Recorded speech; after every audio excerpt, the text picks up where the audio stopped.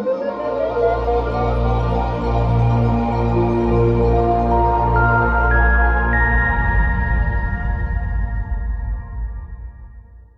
years, and I think when we first met each other, Rabbi Hersh used to give me a lift to the US 10 synagogue on a Wednesday evening, where we both used to teach it. That was a long time ago. A long time ago. But Rabbi Hersh is an expert in many areas. If you want to ask him anything in halacha, you want to ask him anything in history and beyond, Rabbi Hersh is the man. So I thought, part of the seminar, I just give us maybe people that don't know exactly how's everything fit in historically, how's everything fit together, how's everything mapped together, and how's that tie to us today. So the best person, and then to Baruch Hashem, Rabbi Hersh is in London. I think this is you are here. Yeah. He is here, even though it's Sunday morning. Thank you. Rabbi Aaron Hersh.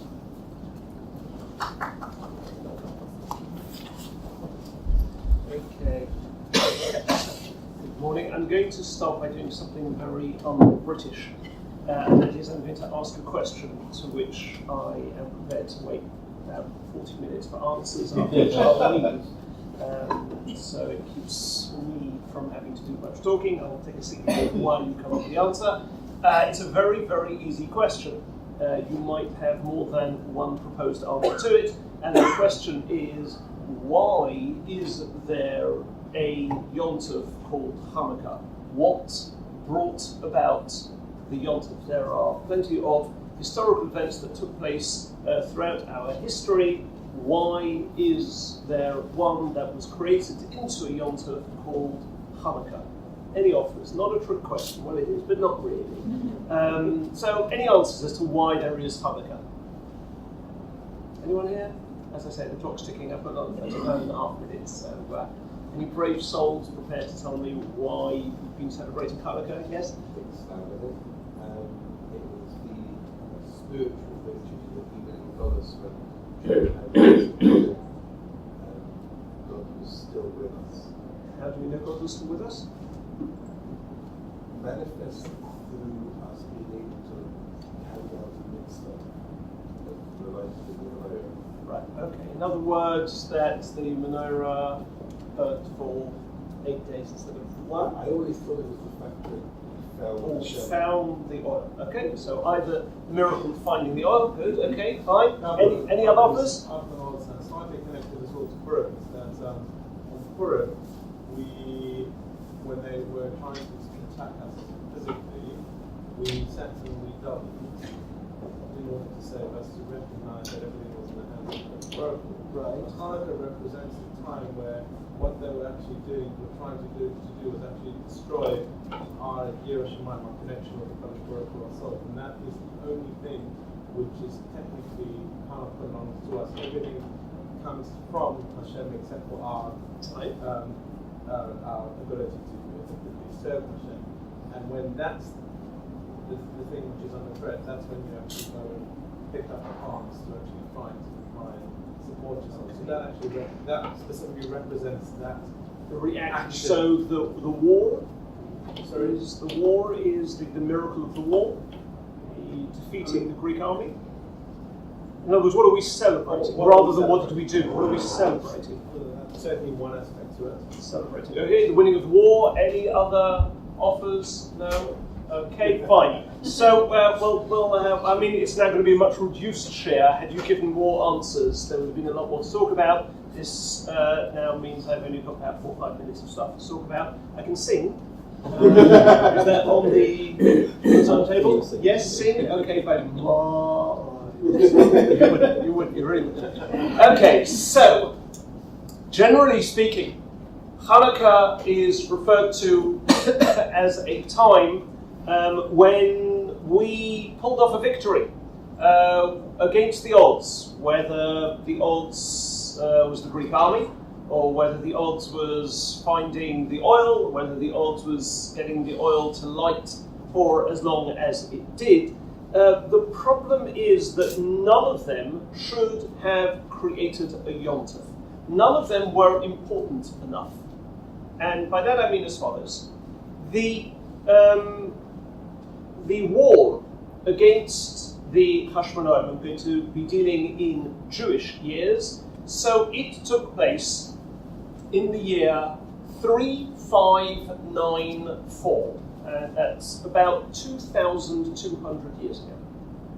Hanukkah is approximately 2,200 years old. In the year 3594, we're now 577. So, right, around 2,200 years ago.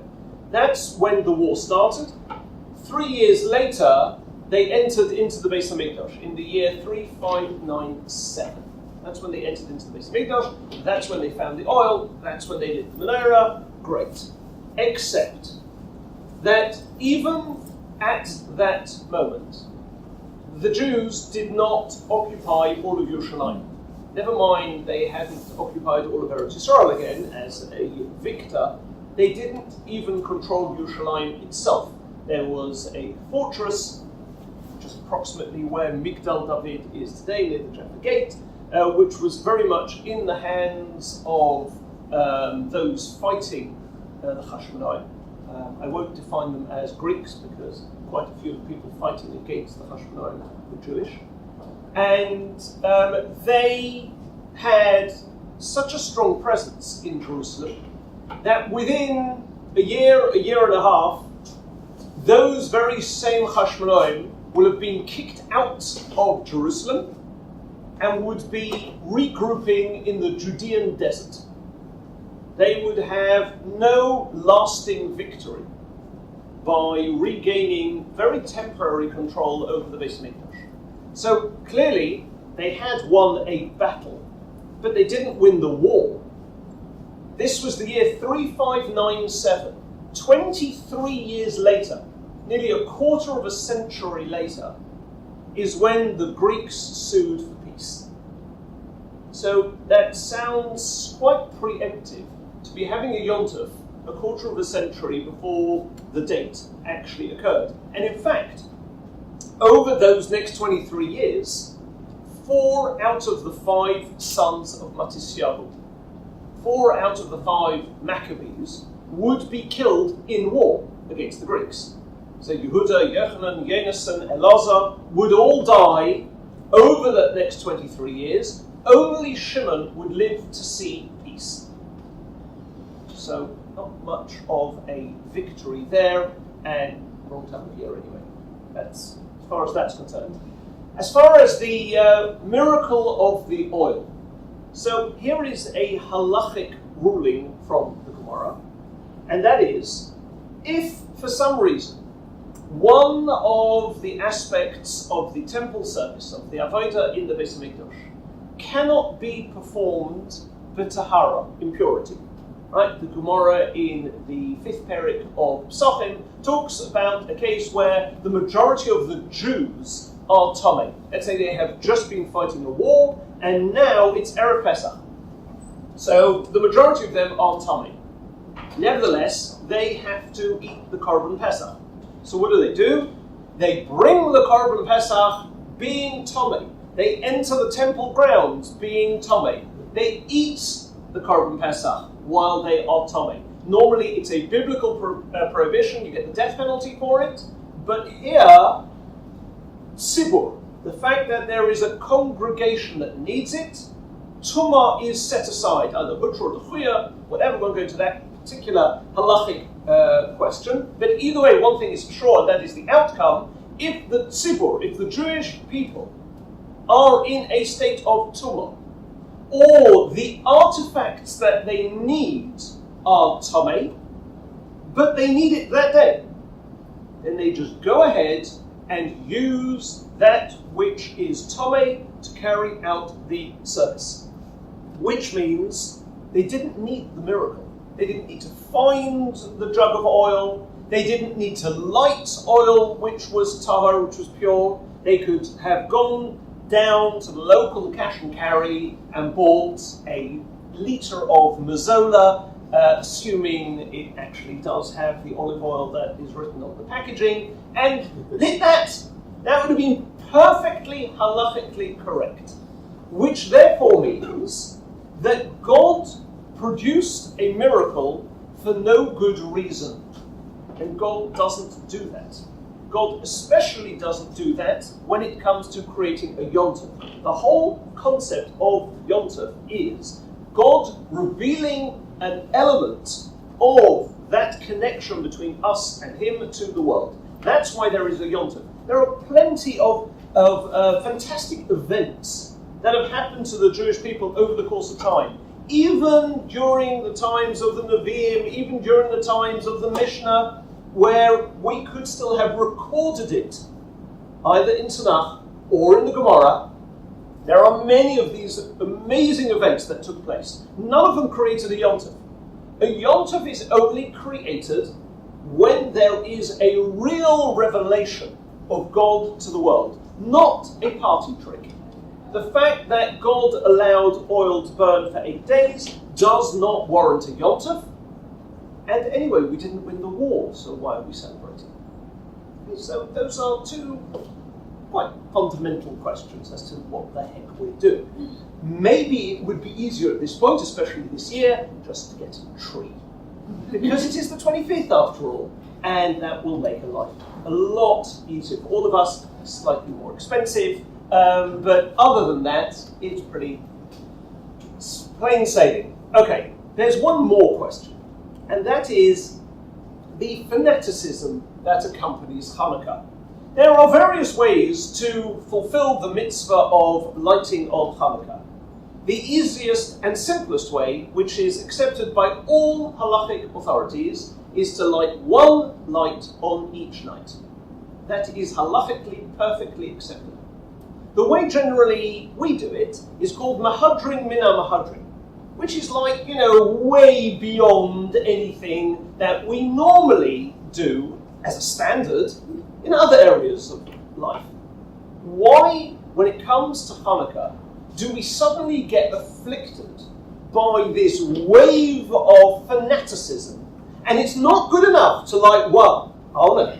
You have to light 8 on the 8th night. Of course, pushing up the cost exponentially of having to light the menorah on Hanukkah.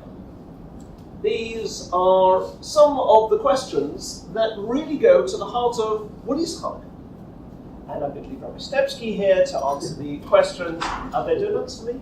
Yet? Not yet. Okay. We'll keep on going until I get to donut time.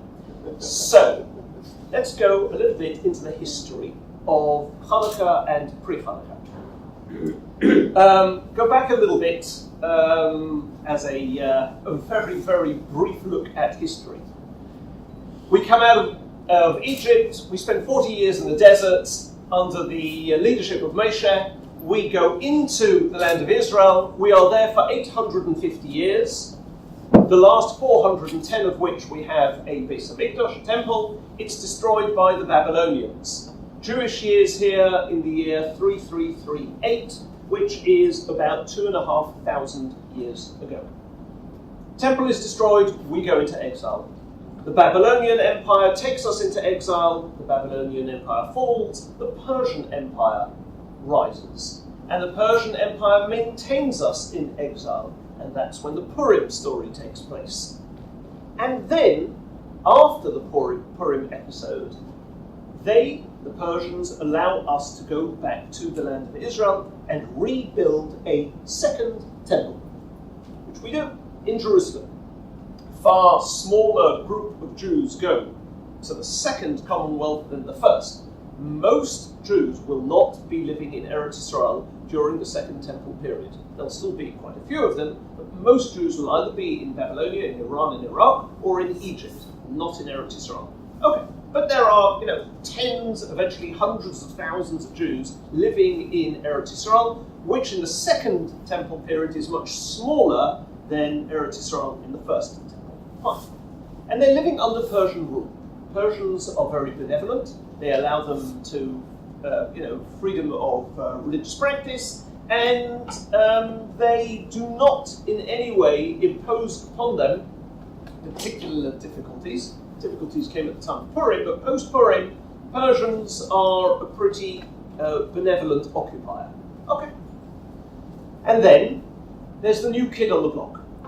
The Persian Empire starts to crumble because the Greeks end up in the empire building business. Philip of Macedonia starts the journey. His son Alexander continues that journey. and eventually sets his sights on Eretz Yisrael, which is not all that surprising because Eretz Yisrael is at the gateway to 3 continents: Europe, Asia, Africa. Right? Piggy in the middle are the Jews in Eretz Yisrael. So you have to control Eretz Yisrael if you are building an empire. And he does so in an astonishingly short amount of time. He died at the age of 33. So clearly, he was very successful very quickly. He attacks Eretz Yisrael. What do the Jews do? They fight on behalf of the Persians, because the Persians have been pretty good to them. And we even have documents of Jews in the Persian army. They were allowed not to fight on Shabbos. Very interesting, you know. Either way, they lose. And Shema Tzaddik is now in control of Eretz Yisrael. And the Jews are assuming that this is going to be bad news, because they backed the loser. And the winner, the conqueror, is likely to take revenge on those people that stood up to him. And in those days, revenge consisted of 2 strategic actions. One was destroy their headquarters, destroy the temple. And the second, which happened more at the times of the Greeks and the Romans than prior to that, was take hostages. Taking members of the royal family or the ruling families and bring them back to your home country, so that if anyone starts anything back there, they get the job. Right? That was very standard practice. That's what normally would have happened. And Alexander the Great is marching towards Jerusalem, being egged on by the quote-unquote good Samaritans, who are really, really good if you're an anti-Semite. And they are trying to get Alexander the Great to destroy the Beis Hamikdash. So here he is, he's got his own motivations for wanting to destroy the temple, and the Samaritans are providing even more reasoning to do so. So he's marching to Yerushalayim. And the leader of the Jewish people, who is Shimon HaTzadik, goes out to greet Alexander the Great. Now, Shimon HaTzadik is both the Kohen Gadol and the leader spiritually of the Jewish people. The high priest was not necessarily a member of the Sanhedrin. The high priest wasn't necessarily somebody who decided Jewish law. It happened to be that Shimon HaTzadik combined both within one person. There were no kings. The second Beis Hamikdash, there are no Nevi'im, basically a few decades in. There are no Nevi'im, no prophecy anymore, no monarchy anymore. Shimon HaTzadik is the head of the Jewish people. And he goes out to meet Alexander the Great. He in fact goes out wearing the 8 garments of the high priest, which is normally a biblical prohibition. But this is a time of danger, and therefore, wearing these garments, he goes out and meets Alexander the Great. Alexander the Great sees him, gets off his horse, and bows down to him. And his advisors are pretty amazed, because this is the guy who is head of the building that they are marching on to destroy. So it doesn't quite work. And Alexander the Great explains that this person's face, i.e. Shimon HaTzadik's face, appears to him the night before he goes out to battle, whenever he is victorious. So clearly Shimon HaTzadik is a righteous person, and he owes him gratitude, and he bows down to him. And what he then does is undoes his plans. This took place, either on the 21st or the 25th of Teves. And he reverses his plans, and he allows not only the building, the Beis Hamikdash, to stand, but he agrees not to station Greek troops all over Eretz Yisrael, which would have been the norm. Instead, he only has a number of garrisons in the country, but there is a tax placed on the local population. Quite understandable. Who does he put in charge of tax collection? The Kohen Gadol. Shimon HaTzadik becomes the person in charge of collecting tax to pay the Greeks, which is fine as long as the Kohen Gadol is Shimon HaTzadik. But the moment Shimon HaTzadik dies, the name of high priest is synonymous with tax collector. Or, if you want to put it differently, the high priest now has an enormous amount of power. They are there on behalf of the Greek army to collect tax. If they are corrupt, they can become very wealthy, and anybody puts up any complaints, they'll just send in the Greek army, they'll wipe out the village, and the next village is not going to put up any resistance.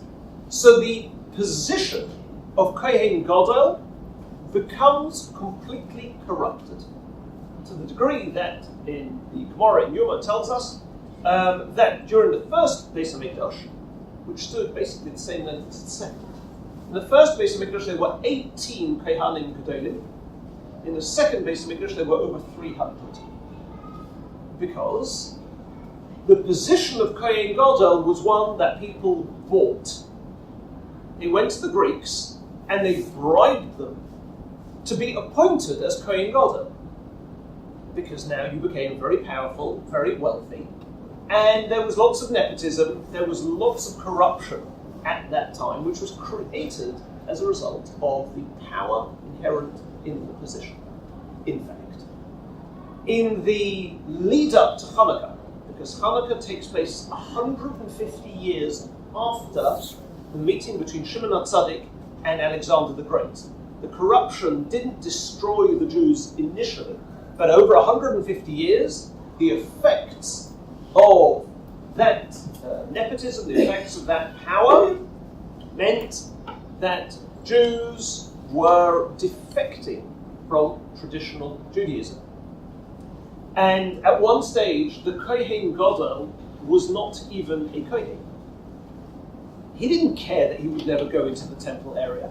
That's not what he was interested in. He was interested in money. So he bribed the Greeks, got the position, and made a lot of money. That's what he was interested in. At the same time, if you have ever been to, well, in the old days you would go to the Holy Land Hotel in Beit Pagan. Nowadays you have to go to the Israel Museum. In the grounds of the Israel Museum, there is a model of what Jerusalem looked like during the Second Temple period. At the size of this room. You walk around it a little bit bigger, and you walk around it with explanations, etc. And you've got, in the middle, sort of in the middle, you have the Beis HaMikdash.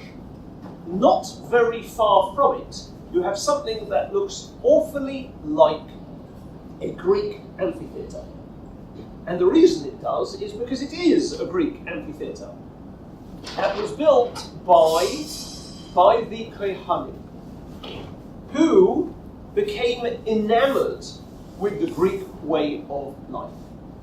The Greeks were behind mathematics and shipbuilding and literature, and therefore they offered something that Jews were very interested in. Jews have always been literate. Jews have always been interested in knowledge. And the Greeks seem to offer a lot of it. So the upper ranks of the Kohanim, who by then were corrupted by nepotism, became enamored by the Greeks and brought Hellenism into the land of Israel.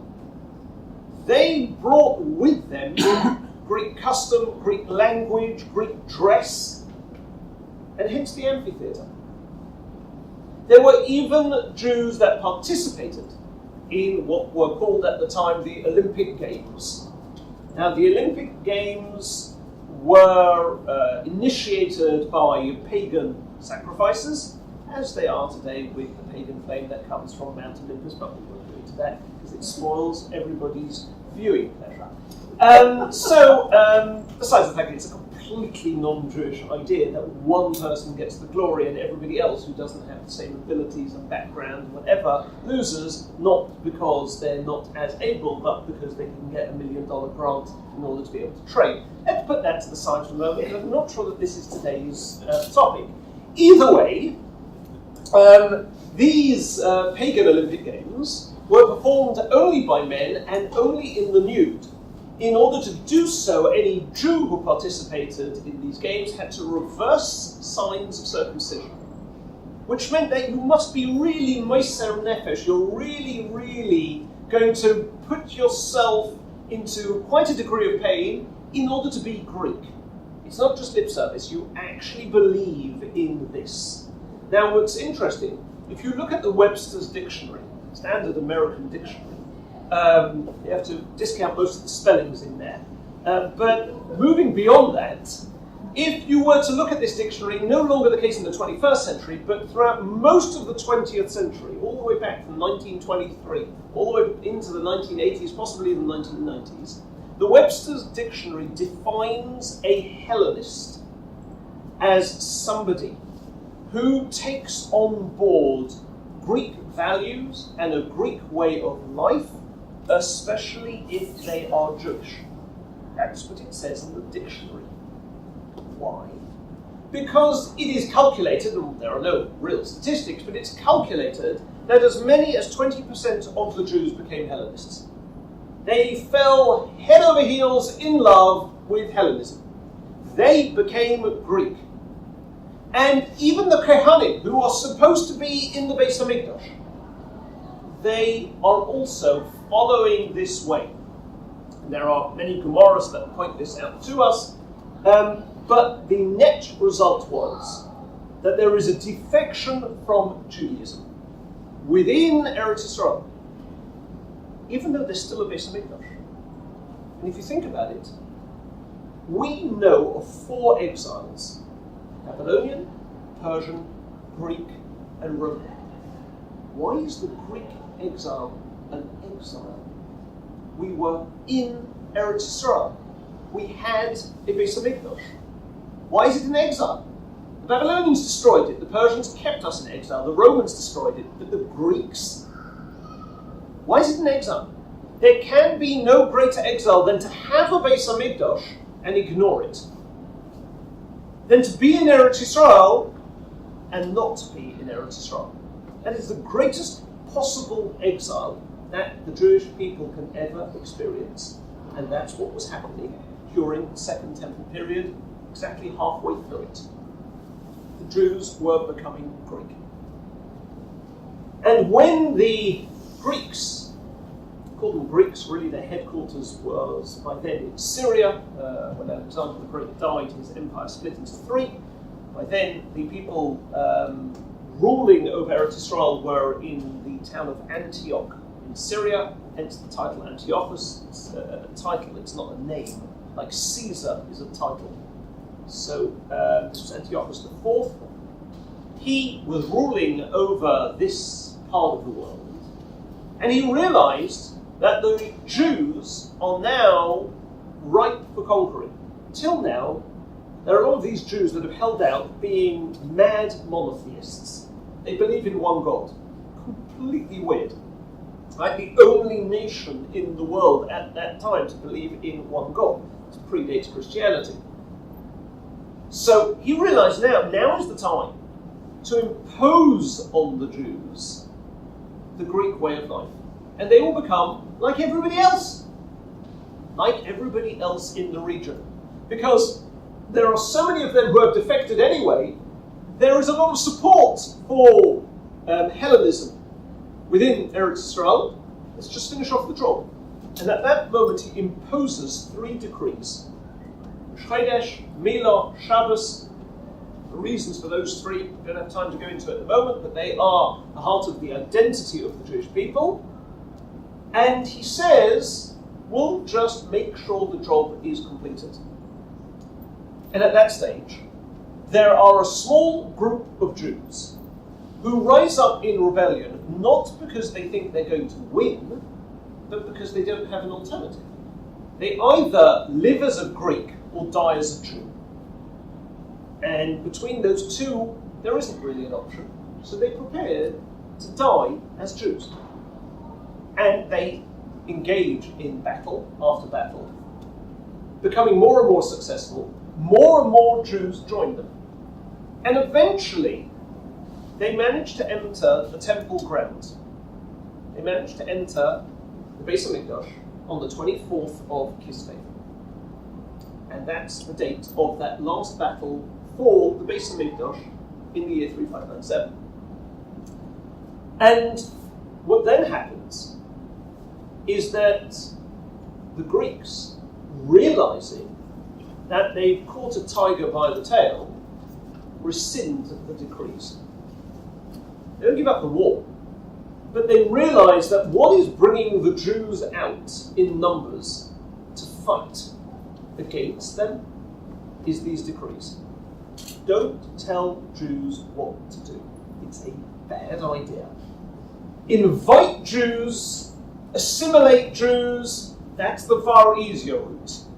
Force Jews don't like being told what to do. So the Greeks de-emphasize the religious element of their war against the Jews. And eventually, as I say, it's 23 years later, eventually they will sue for peace because these Jews are a pain. So they will just say, okay, fine, you know something? You can have your own little autonomous region where nominally you're in charge and you can mint coins. Just leave us alone. Because they had so many losses in war. Fine. But what happens on Hanukkah is not a military victory. I'm sorry to break it to the initiators of the Maccabean Games. It has nothing to do with military might. It has to do with the fact that spiritually they regained their ability to keep Shabbos, to carry out Bris Milah, to have their own calendar. That's what happens on Hanukkah. From a military perspective, nothing happened on Hanukkah. They won a battle and lost the war. But from a spiritual perspective, they were able to regain their identity. They finally reconnected to that which was important. And what God did was say to them, you went beyond the letter of the law for me, I will do the same for you. You don't need oil that is tahor. You could use oil that is tomei just as easily in the Beis Hamikdash. But because you went out of your way to give up your life, you thought you would die. You went out of your way to give up your life for Judaism. I will give you the nod of approval. I will produce a miracle for you. The miracle in and of itself is totally unnecessary.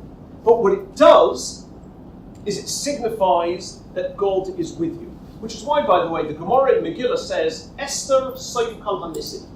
Esther is the last of the miracles. Even though the miracle of Esther takes place 200 years before Hanukkah. So 200 years there is another miracle. What do you mean that Esther soif kol hanissim? Esther is the last of the Nissim where the Nes was necessary. Hanukkah was an unnecessary miracle.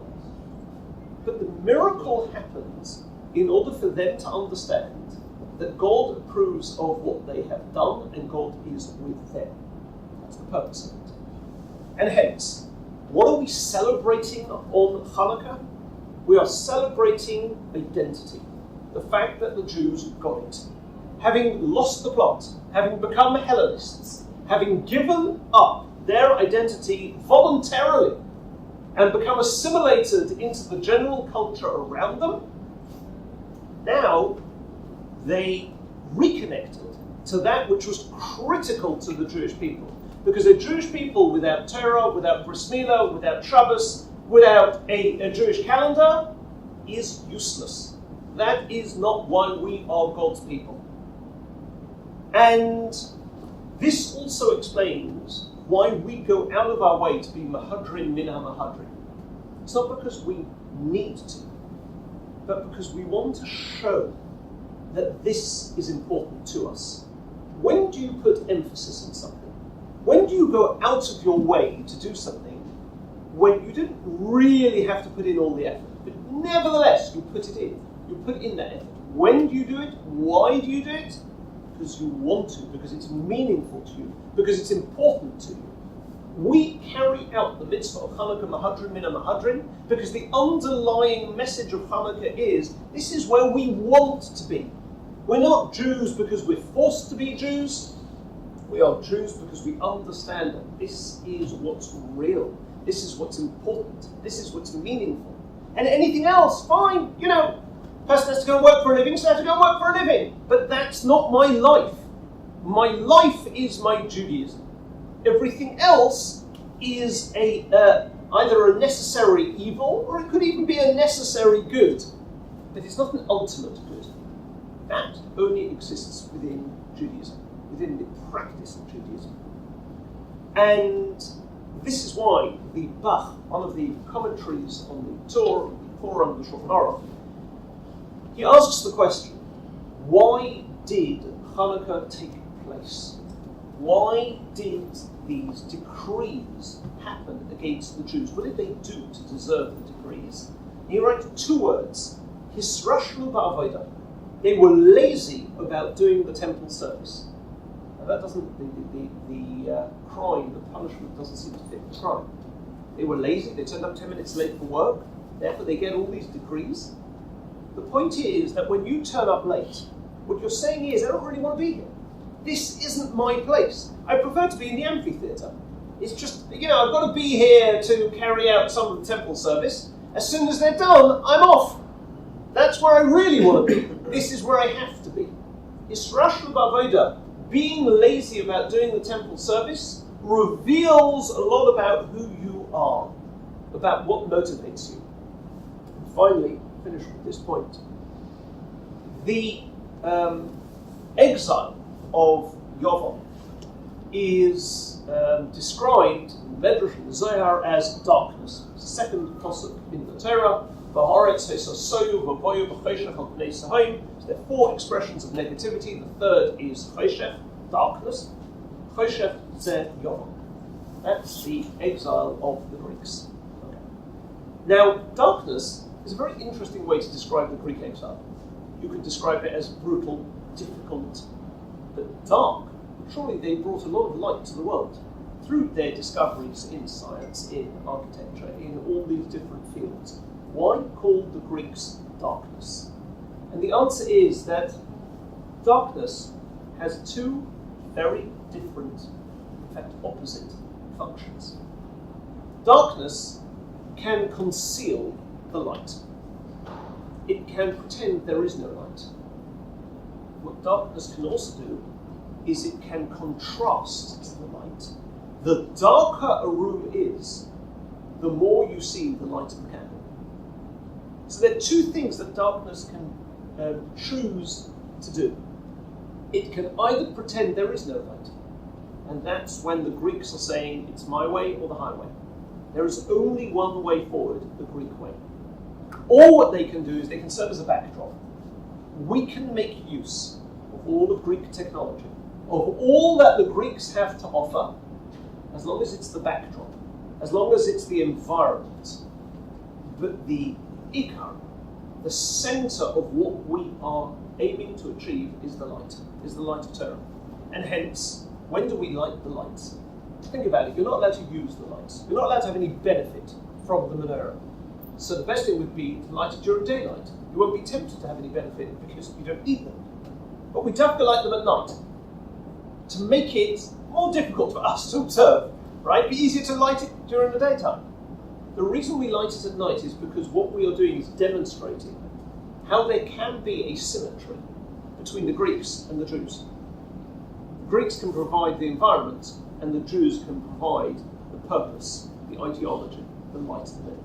If we do that, then we keep things in perspective. That is a perfect harmony, a perfect partnership. And otherwise, if we allow the darkness to overwhelm the light, then there is the danger of Hellenism and the danger of revisiting that which brought about the whole episode of Hanukkah in the first place.